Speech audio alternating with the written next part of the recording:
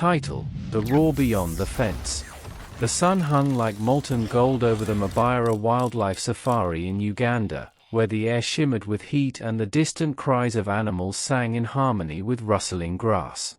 It was a special day for 8-year-old Amina, who clutched her tiny safari journal, decorated with stickers and childish doodles of lions and elephants.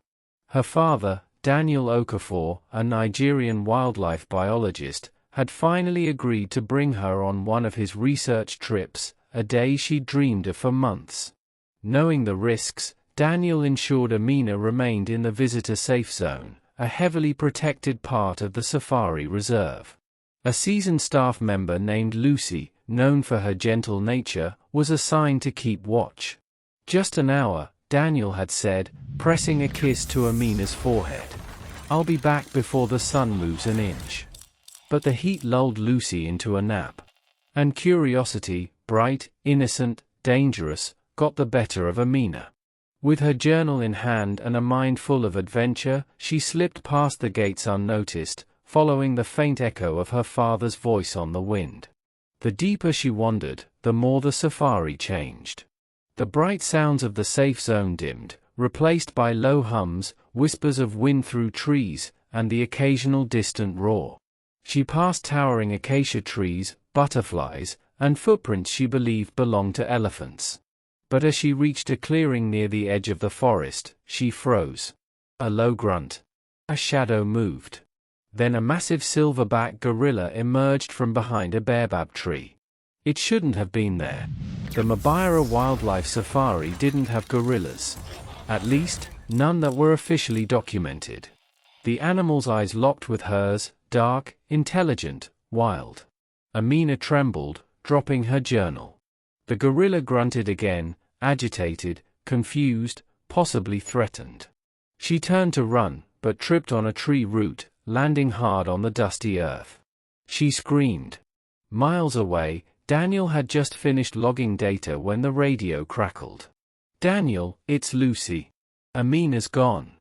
Everything inside him turned cold. Heart pounding, he grabbed his tranquilizer rifle and tear gas canister, standard but rarely used equipment. He didn't wait for backup.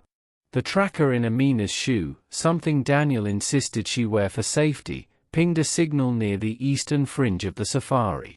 A restricted zone. That's when the pieces clicked. 3 months ago, a rogue truck carrying rescued animals had overturned during a storm. All had been accounted for except one. A gorilla, feared to be dead or escaped into the wild. Daniel reached the clearing to see his daughter backed against a tree, the massive gorilla looming near her, sniffing the air, snarling low. He dropped to his knees, slowly pulling out the tear gas. But something in the gorilla's posture changed. It wasn't charging. It was confused, injured, limping slightly. Daniel remembered his training. Sudden moves equals danger. Aggression equals death. He whispered to Amina, "Close your eyes, baby." Tight. She obeyed. With practiced precision, he threw the tear gas just past the gorilla.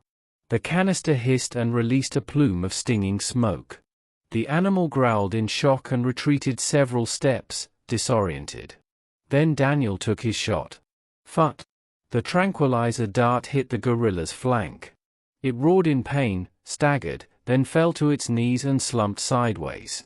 Daniel rushed to Amina and scooped her up, her small frame shaking in his arms.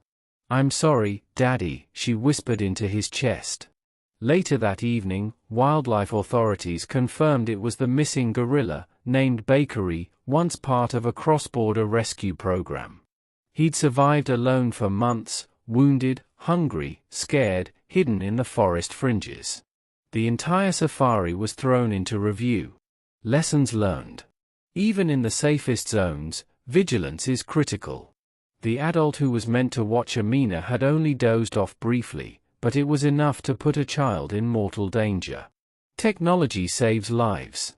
The GPS tracker in Amina's shoe made the rescue possible. Wild animals aren't villains.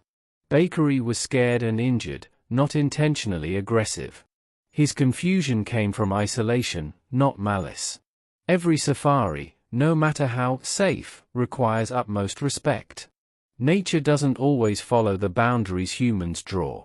The good side of gorillas. Gorillas, like Bakery, are deeply intelligent and emotional creatures. They live in tight-knit families, show empathy, and have complex social structures. Many gorillas mourn their dead and nurture their young with tenderness. They're a keystone species, vital for maintaining the balance of their ecosystems. The tragedy here wasn't the gorilla's presence, but our failure to account for it. Amina recovered quickly but never forgot the encounter. She later became a wildlife advocate, dedicating her life to protecting misunderstood species like Bakery. And Daniel, now more cautious than ever, made sure no one ever underestimated the wild again. Because the wild never forgets. And it never fully tames.